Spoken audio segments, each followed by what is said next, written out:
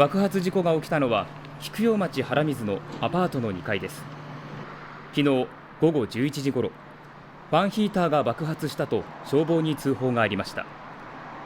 警察によると、ファンヒーターの近くに置かれていた殺虫剤のスプレー缶がファンヒーターで温められたことにより爆発したとみられています。爆発があった部屋に住む40代の男性と30代の女性が指に軽いやけどをしましたが、命に別状はありません。この部屋のガラス6枚が割れたということです。警察の調べに対し、部屋の住人は不注意だったと話しているということです。